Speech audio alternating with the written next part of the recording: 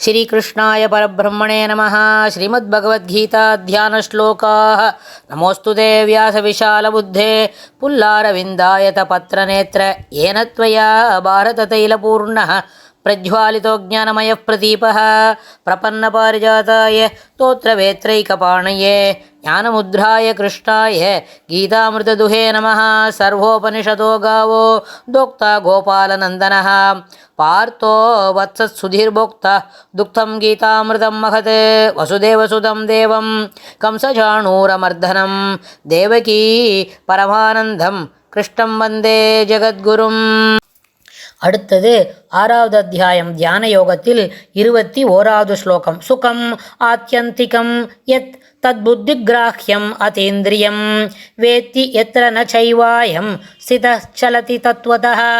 சுகம் ஆத்யந்திகம் யத் தத் புத்திக்ராஹ்யம் அதேந்திரியம் வேத்தி யத்ர ந சைவாயம் ஸ்திதः சலதி தத்வதः. இந்த ஸ்லோகத்தில் பெருமாள் என்ன சொல்கிறார்? ஆத்யந்திகம் ஆதி இல்லை, அந்தமும் இல்லை, எல்லை இல்லாதது. ஆதி அந்தம் இல்லாது ஆதி அந்தம் இல்லாதது, எல்லை இல்லாததும். புத்தி கிராஹ்யம் புத்தியினால் மட்டுமே அறியக்கூடியதும், புத்தியினால் கிராஹ்யம் என்றால் புரிந்து கொள்ளக்கூடியதும். அதீந்திரியம் இந்திரங்களுக்கு எட்டாததும் ஆகிய சுகமானது, இன்பம். எத்தத் எதுவோ அது, எத்திர எந்த நிலையில் இந்த யோகத்தை அபியாசிக்கிறவன் வேத்தி அறிகின்றானோ அது, மேலும் ஸ்திதா எதில் நிலை பெற்று நிற்கின்றானோ அந்த உண்மை நிலையிலிருந்து ஏவ சலதி ஒருபொழுதும் நழுவுவது இல்லையோ, நழுவாமல் இருக்கிறான். அதாவது ஒரு இடத்துல ஒரு விஷயத்தை புரிஞ்சுனுட்டா அதே இடத்துல தொடர்ந்து இருக்கான். சிலப்போ முன்னேற்றம் வரும், சிலப்போ முன்னேற்றம் வராது.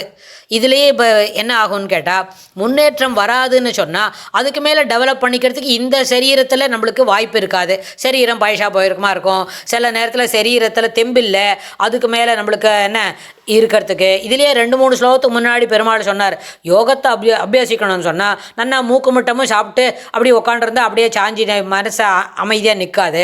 இல்லை ஒன்றுமே சாப்பிடல, அப்படியே 4 நாளாக காஞ்சின்னு கிடக்கிறது, பஷ்னியாக இருக்கும் அப்படின்னு சொன்னால் அப்போவும் என்ன பண்ணாது, யோகம் சித்திக்காது.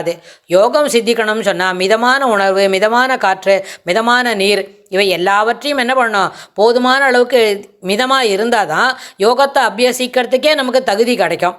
அது இல்லாமல் நன்னா வயிறு ரொம்ப சாப்பிடலாம், 2 நாளைக்கு சாப்பிடாட்ட கூட பரவாயில்ல அப்படின்னு சொன்னால் அதுபோல் இருக்கிறவனுக்கு யோகம் சித்திக்காது, யோகத்தை அபியசிக்கவே முடியாது. இல்லை 2 நாளாக சாப்பிட வேண்டாம், 2 நாளைக்கு ஒருக்கா சாப்பிட்டுக்கலாம் அப்படின்னு சொன்னாலும் என்ன பண்ண முடியாது, யோகத்தை அபியசிக்கிறதுக்கு வாய்ப்பு இல்லை. ஏன்னா சரீரத்தில் தெம்பு இல்லைன்னா சரீரமாத்தியம் கலு தர்ம சாதனம் ஒன்று. அப்புறம் அன்னம் பிராணம் இல்லையா, சாதம் இல்லாட்டா அன்னம் பிராணம், அன்னமே நம்மளுக்கு என்ன அன்னமய கோஷம் பிராணமய கோஷம்லாம் இருக்குது, அதெல்லாம் பெரியவாள்லாம் சொல்லி காட்டுவா. அப்படின்னு சொன்னால் இந்த அன்னம் தான் சரீரத்துக்கு ரொம்ப முக்கியம்.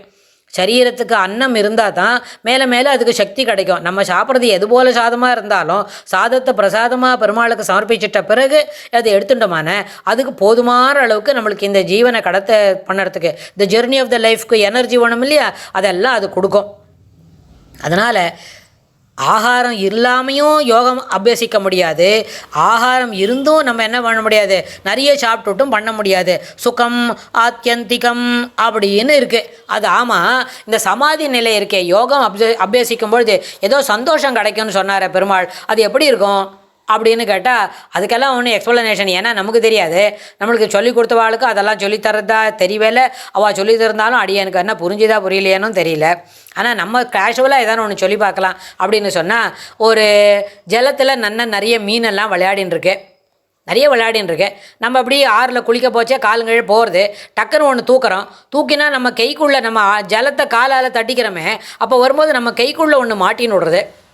அடடா மீனை தூக்கி எடுத்தா ஜெய்யோ நம்ம கையில் ஆகிட்டு போகிறது அப்படின்னு சொல்லி திருப்பியும் தூக்கி அந்த ஓடுற ஜலத்திலேயே அதை விட்டுடுறோம், அந்த ஆறுலேயே அதை விட்டுடுறோம். அப்படின்னா அந்த ஒரு ஃப்ராக்ஷன் ஆஃப் செகண்ட் நம்ம கைக்குள்ளே இருக்குச்சு, அந்த மீன் என்ன பண்ணோம், அடடாடா தனியாக படப்படப்படான்னு துடிக்கும் நம்ம கைக்குள்ளே இருக்கிற ஜலத்தில்.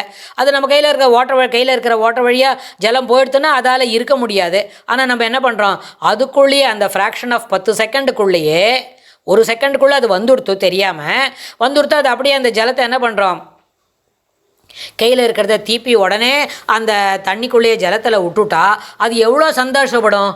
அப்பா இன்றைக்கி பழிச்சம்பா, இத்தனை ஜலத்தை இல்லாமல் வெளியில் துடிச்சுட்டு இருந்தோம், என்ன பண்ணுவாளோன்னு நினச்சேன், நல்ல வேளை தேங்க் காட் நம்மளை மறுபடியும் ஜலத்தில் விட்டுட்டா அப்படின்னு அது ஒரு சந்தோஷப்படும் இல்லையா. மீண்டும் என்ன கிடைச்சது?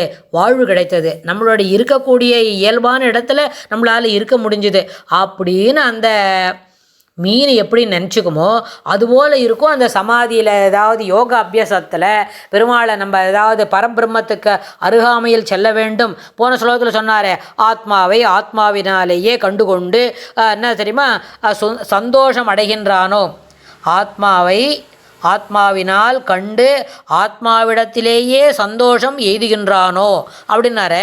அந்த வார்த்தை எப்படி இருக்கும்னா இப்படி தான் இருக்கும். அதாவது கொஞ்ச நேரம் ஜலத்தில், கொஞ்ச நேரம்லாம் கிடையாது, ஃபியூ செகண்ட்ஸ் தான், அது பாட்டுக்கு இருந்துகிட்டே இருக்காது. அதுக்குள்ளே இருக்குதுன்னு சொன்னால் மறுபடியும் தூக்கி அந்த ஜலத்திலே போட்டால் அது எப்படி சந்தோஷப்படுமோ அதுபோல் இந்த ஜீவன் என்ன பண்ணும், அதுபோல் யோகா அபியாசத்தினால நம்மளால் பரபிரம்மத்திட்ட போக முடியும்னு போகும்போது எவ்வளோ சந்தோஷப்படுமோ அதுபோல். ஏன்னா அந்த ஜீவனை பொறுத்தன வரைக்கும் இந்த சரீரத்தில் இருக்கிறது அதுக்கு ஒரு தலை. இந்த சரீரத்தை தாண்டி தான் அது வெளியில் போய் ஆகணும். சரீரத்தில் கர்மவசத்தினால அகப்பட்டுருக்குது.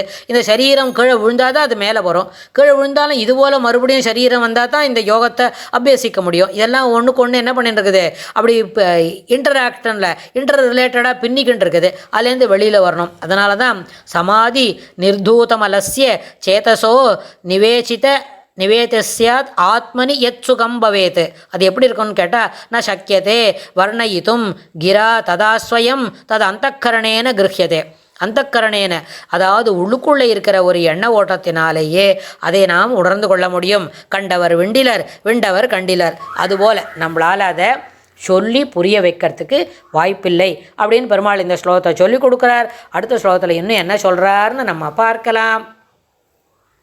श्रीकृष्णाय तुभ्यं नमः.